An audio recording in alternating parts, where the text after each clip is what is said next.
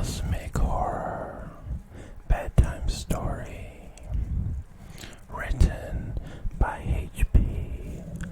Lovecraft.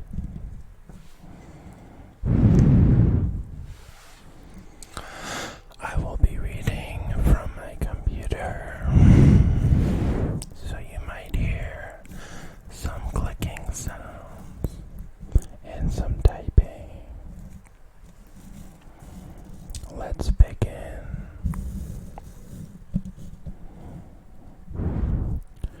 Cautious investigators will hesitate to challenge the common belief that Robert Blake was killed by lightning or by some profound nervous shock derived from an electrical discharge.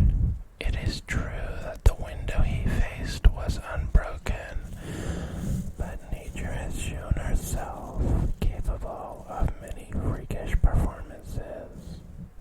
The expression on his face may have easily arisen from some obscure muscular source unrelated to anything he saw.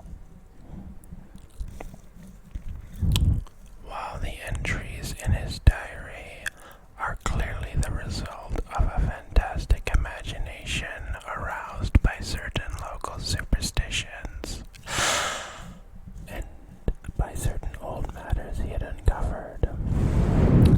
As for the anomalous conditions at the deserted church of Federal Hill, the shrewd analyst is not slow in attributing them to some charlatanry, conscious or unconscious, with at least some of which Blake was secretly connected.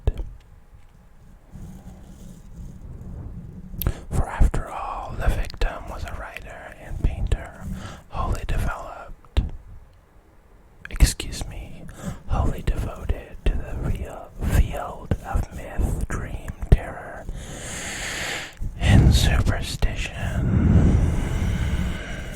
and avid in his quest for scenes and effects of a bizarre spectral sort. Let's skip, as readers, to a more interesting part of the story.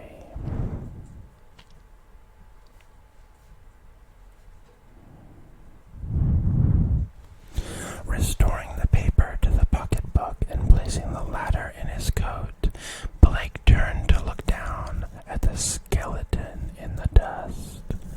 The implications of the notes were clear, and there could be no doubt but that this man had come to be deserted as an edifice 42 years before, in quest of newspaper sensation, which no one else had been bold enough to attempt.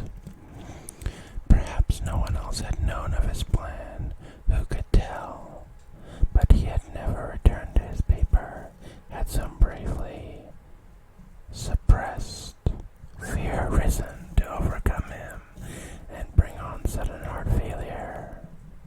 Blake stooped over the gleaming bones and noted their peculiar state. Let's skip ahead some more and find something scarier to read.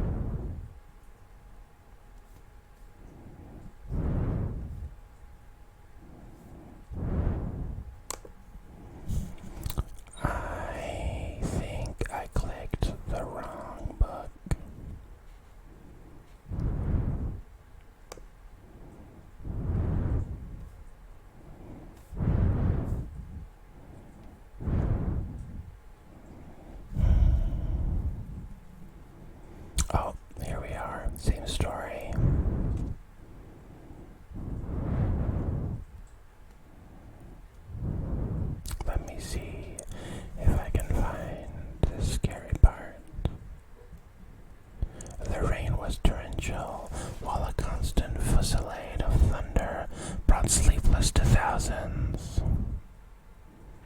Blake was utterly frantic in his fear of the lightning system and tried to telephone the company around 1 a.m., though by that time the service had been temporarily cut off in the interests of safety.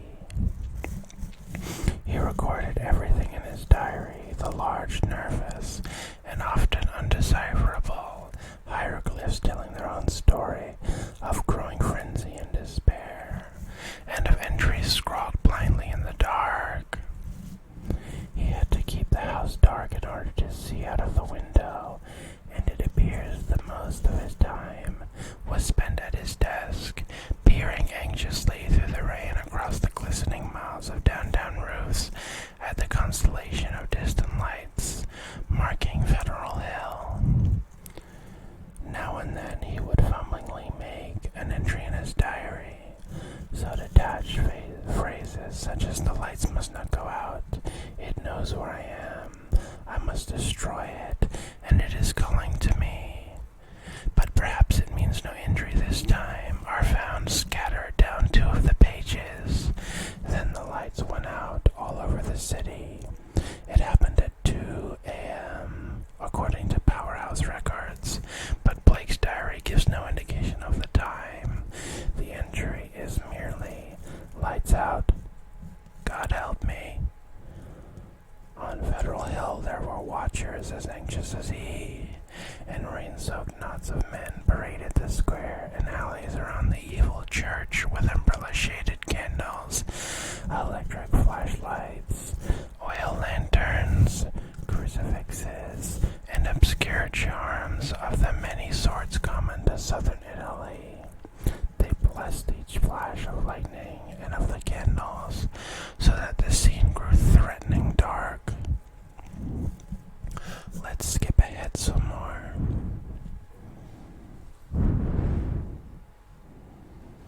Immediately afterwards, an utterly unbearable photor welled forth from the unseen heights, choking and sickening the trembling watchers and almost prostrating those in the square.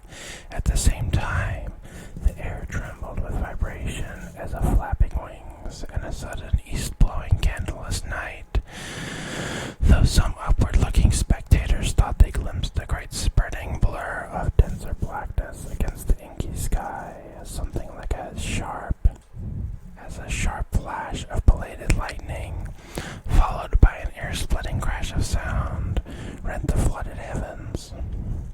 Half an hour later the rain stopped, and in 15 minutes more the street lights sprang on again, sending the weary, bedraggled watchers bereavedly back to their homes. Now let's take a pause and think about what we just read. A man with the last name Blake. I don't remember his first name. It's okay if you don't either. Stayed up until 2 a.m.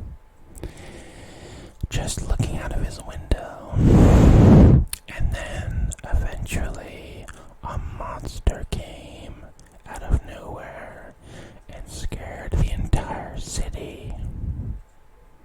Don't stay awake too late if you can't handle it, dreamer, because your nightmares